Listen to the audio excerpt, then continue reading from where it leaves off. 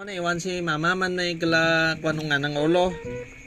Siyempre naganiligid patay sang kunway sa asawa. Kunway na si sinong kunway.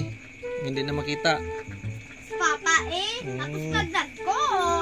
Puti nag-asaway lang kamoy nagligid-ligid dapat si mama sa kalsada. Nagligid-ligid dapat si mama sa kalsada nga dumaiwan gid siya nga wala sa kapod niya. Ana nga asawa tapos pagdag ko tason. Puti nag-asaway lang kamo. Ay tapos tayo na tabo.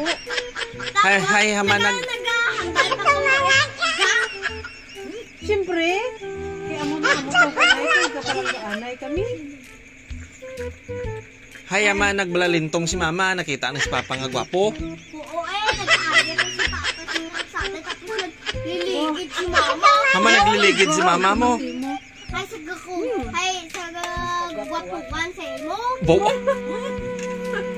Nagkita abi ka mo sa eskwela nyo. Yung dangol ti mo ay good lang. Mana sa'yo mo? Pag ulit ni papa ni mama nagliligid. Si mama lang daw sa kalsada. Hama nagliligid yan si mama mo. Ampon, kamatayan sa maiwan itasawa.